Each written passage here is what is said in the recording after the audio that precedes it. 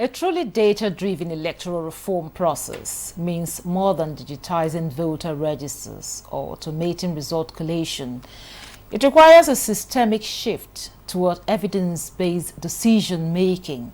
This includes collecting disaggregated voter turnout rates, mapping participation trends, and analyzing patterns in electoral offenses to tailor reforms that reflect realities, not assumptions. But how ready is Nigeria's data infrastructure for such a shift? Is the data we collect granular and credible enough to inform reforms like early voting, diaspora participation, or inclusive quota? Should Nigeria develop a public centralized electoral data dashboard? And if so, who manages it? And what safeguards must be in place? Tonight, we'll be exploring how Nigeria can build a smarter, more accountable electoral process driven not by speculation, but by solid evidence. I am Eucharia Clinton, standing in for Ezenwa. Welcome to Electoral Reform Half Hour on NTA News 24 Abuja. This program is brought to you by the Peering Advocacy and Advancement Center in Africa, PARCA, with support from the MacArthur Foundation. Our guest tonight is Femi Amele. He's a multi-award winning broadcast journalist with 18 years of experience across radio, TV, and print. He is the CEO of Vibing Brands and Executive Director at Volume Parts LLC, organization driving innovation in media technology and analytical journalism. With a background in electronics engineering, Femi also holds multiple international certifications in strategic management and global diplomacy. He is currently pursuing a doctorate in business administration, a strategic management expert, and product innovator. His work focuses on user experience, media scalability, and data-driven audience engagement. Welcome to the program. Thank you, madam. Well, when I was, trying to read all the qualifications there, I was like, wow, this is exactly the person we need for this kind of conversation. It's a privilege to be here. Now, Femi, talk to us from your experience in the media and, of course, in and data. What does a truly data-driven, electoral reform process? What does it look like in practice? One of the major attributes of a data-driven elections, and when you want to reform and talk about reforms along the lines of it, is the fact that, first of all, there's data being gathered. But it starts with the question of what do you want to gather? What is there to gather? Who are the people you want to gather from? So typical data that we are very experienced and used to when we go check our voters register is, oh, this is the name of the person, this is where they registered, right? There's a location where they're based, their age, their gender, and all of that. Those are typical details that I will tell you that even from the Fourth Republic, which is from 1999 and elections and 2003, those are the very basic things that have always been collected. But the journey for the electoral body in Nigeria and all the partners that they have has carefully progressed. Looking forward to saying, oh, do we need more polling units?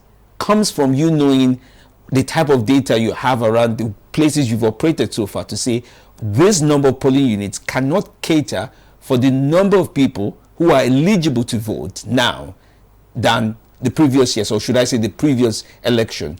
Data drives that kind of information and decision making to say, let's expand our scope. We need more polling units here. Oh, this polling unit at this junction doesn't serve people in another area. So you start to re-strategize, because for a moment, you can then look at what you call geospatial data-driven decision making. Geospatial in this sense is really simple. It's like looking at the geography of somewhere like Bayelsa State, where some parts are located over water, some parts are through forest. You start to look at where can serve, for example, this number of eligible voters. And INEC is doing a lot of that.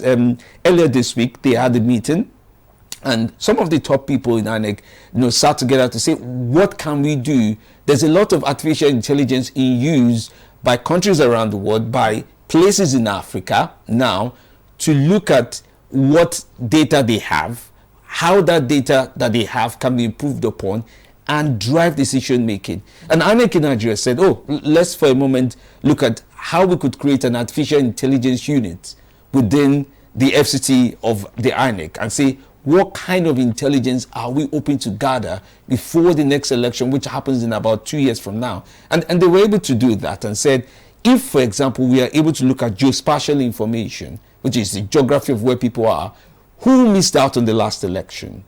What do we know about them? What were delays in some of those areas? These are the kind of reforms that are driven by you looking at the report you get from your last election and looking at how you create practical reforms that is data driven, that the decision really comes from that data that you have. So it is not social science to say maybe not, we should try it. Now there's data to say you should do it this way. So in other words, from what you're saying, INEC is really in the right direction right now. Oh yes, they're in the right direction. But one of the things that I also know for sure is there's a reason why surgeons, for example, when they do cut, it is not done in the public. The room is clean, because when you do surgery, right there, practically where everybody can see, there are people who panic and say, at the site of this or at the site of that, they're family members. So when you do such surgery right in front of the entire populace, there are people who will be critical. There are people who will say, they're just doing experiment. There are people who will say, they're just wasting our money. So some of those reforms, you think about which one should you let go or share with the public, and at what time should that be shared. But those reforms are being done, are being looked at, and are being experimented for the purpose of, for example, the by-elections coming up, the 2027 elections coming up. What can they move around in order to be able to afford the public a practical end of saying, we know what we're doing, and this is the kind of results that we would do to get better at it. Okay, now, in your view, how robust is Nigeria's electoral data infrastructure? Now, are we collecting the right data? Are we using the right tools? We are collecting the right data. We are using the right tools. Where there's a slight challenge, and I say a challenge with that, is who interprets the data? What insights are you going to pull off from the data? So I'll give a practical example as we sit here now. So I can't imagine any young person, or any just a typical Nigerian, who at this time would visit the INEC website, which is the body responsible for data, or any party website where they've collated the results of the last election and say, I'm looking for certain kind of thing to provide certain kind of insights. But those data that has been collected from the last election, even when you want to make demands for reforms or accountability or practical requests from INEC, you need to know what they have from what they don't have for you to be able to say, this is missing and this is what we need in the next election. So getting proper insight and well-defined insights around what INEC has collected and has not also collected, knowing fully well what is in the database, would help to push forward with regards to the kind of results or the kind of reforms we want, day by day. This election, the last election, 2023 election, could not be compared to the 2019 election. There are things that stepped in. There are things that we say, okay, now that people say we want to use BVAS, we are all on BVAS matter. We want to look at what these BVAS can do. 2019 voters could not ask pretty much the same kind of questions the 2023 voters asked. That is because there's certain kind of information that is now in public domain. There's a certain kind of insight where you know for sure that people are going to INEC website to say, okay, what we posted versus, what was posted at the polling unit versus what's on the database. Those are points of query that people can now do. So the more insight or information you're able to query with regards to this, INEC then knows, okay, we need to know much more than about the voters and about the people, where they come from. Diaspora voting, for example, we've not really explored it, but there's reason to explore it, especially now that people are saying, Nigerians are doing jakpa, and the calculations of the number of people who are eligible to vote are outside the country, and especially now where people are saying, oh, maybe the party system in Nigeria is getting disrupted, and I will use that disrupted without calling any political party, because there's a lot of migration going on, and unassumably voters and people who take interest, who follow parties, are also maybe porting, just cleverly waiting for that moment to say, okay, in real life this is where I now belong. Those are things you want to look at to say these are the kind of things. And it is not just about the body, it's not just about the parties, it's also about the people.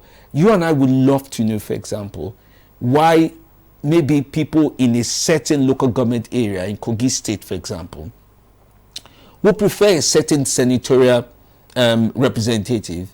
Maybe because that person speaks extensively about roads. Maybe because that person speaks about the things that concerns them, right? So when they do go to the polls, they want to be able to draw a pattern to say, this person gets it, right? As against somebody who would say, we'll dig a well, we'll build a fence, water will come out of the rock. And then those are normal, regular attributes. So if you do know what the people and the socioeconomic needs as is peculiar with people, and if you get data that drives all such information, even for the voters, they can tell who they are voting for beyond the party that the person may come from. So should Nigeria now consider developing maybe a centralized, public accessible electoral data dashboard? And, if that is the case now, should it include, and who should manage it? Just like you rightly said, who interprets, so who should manage it from your own? In 2023 election, I remember, I worked closely on radio and TV at that time, and one of the things I found most exciting is when Nigerians come to you and they, for example, when they call you up on radio and say, Femi D, I have my own result here. I have annex result here. What they managed to post here is different from what I have here. And you as the journalist, you're asking, where are you? And then you two now go and look for the result that you're both trying to argue about. And it comes down to the fact that when you have a body such as INEC, people have to understand that such organization that has been given the power to manage elections needs to earn more trust. They earn trust year by year as you take on more elections. Trust doesn't build up overnight. You can't say INEC that managed the election of maybe 2015 is the same INEC that is managing the election of 2023. There are directors that have retired. There are thinking that has gone into play. There are technology levels that have been introduced. So they get money from the government to make sure that election management comes out right. So INEC is still in the best position to manage such a dashboard. But what we are, citizens and voters and eligible voters and people who will be voting for the first time, should be doing is to be able to say, I want certain kind of intelligence from such a dashboard. We need it to be publicly accessible. It exists. One of the things people will say, see how the dashboard of INEC, certain results was posted. Sometime outside that, at least you could see it. In the past, could you see it? There was no opportunity to see that. I can stay here and check what happened in Ekiti West dashboard and say, wait, was 2 written as 7 and all the likes of that. In the past, I had to rely on what was said around what was said. Or maybe you were there when it was in court. Oh, yes. So, but now there's a measure of transparency, maybe not accurate as some people would want it to, but there's a measure of transparency and accountability that can be placed. And when accountability can be demanded of a body, then a level of trustworthiness can also be obtained from such, from such a body with time. Okay, Femi, we'll take a short break now. Electoral Reform Half Hour will return after the break. Don't go away.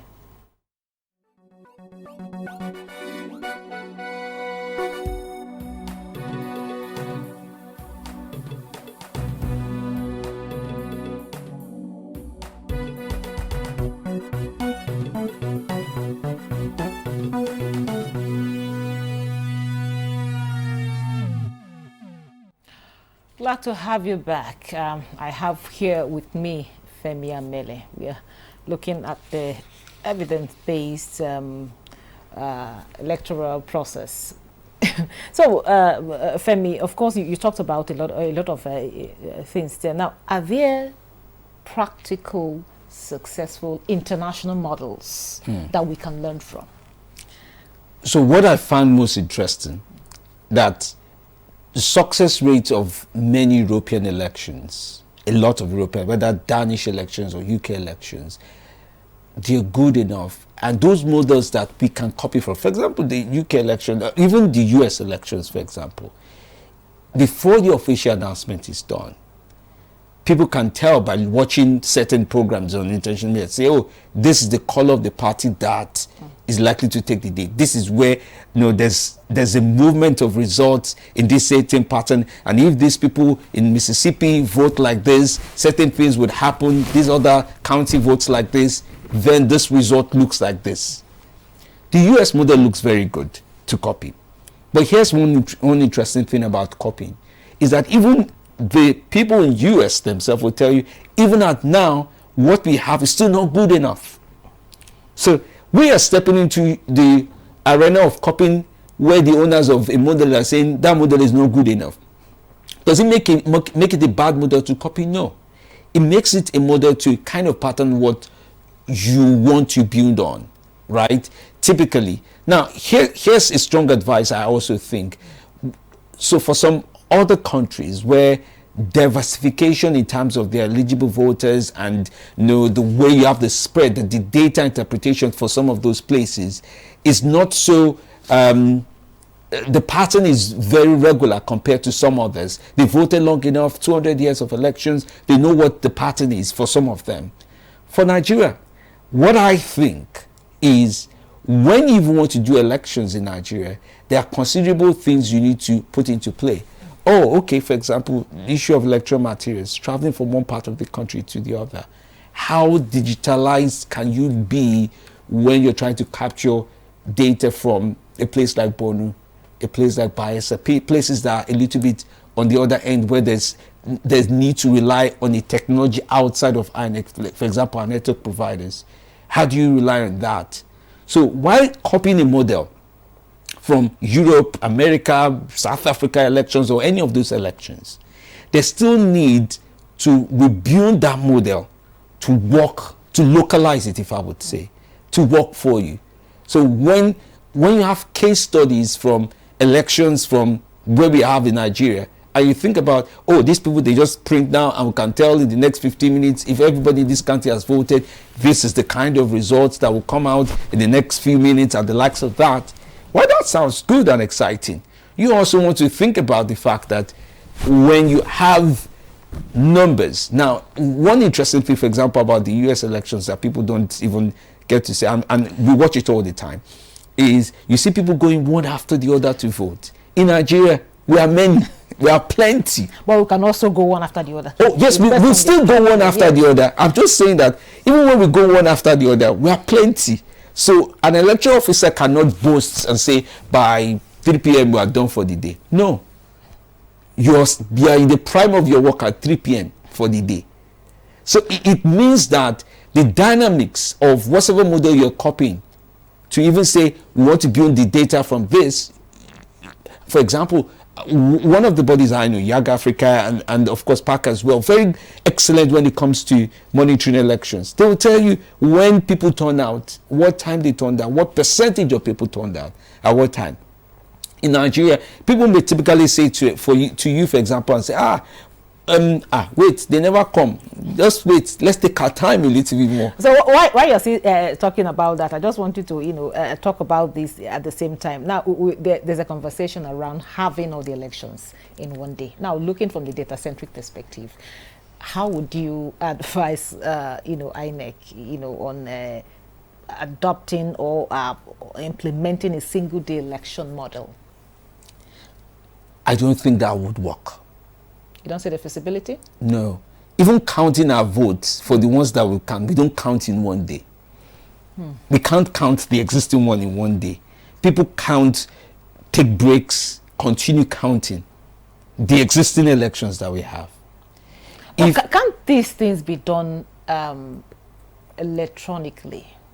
The counting, Because even from the models you're talking about, they don't have to come count, it's just done electronically as you're voting. It's just there. It's there. Technology is a medium. It is not a rescue system. What we have so far in Nigeria, and I'd like to use case studies to answer, for example, you think about a place, for example, in Sokoto State, one of the largest places in Nigeria. Oh, let me use Kano, 44 local government areas. Within Kano, it can take you 4 to 6 hours to get from one local government to the other. That's just within Kano. I start to think about how then the materials you're taking, because the materials can't be released before the election day. So the person carrying the materials would go, arriving there 4 hours. The people will vote all day. Return is another matter.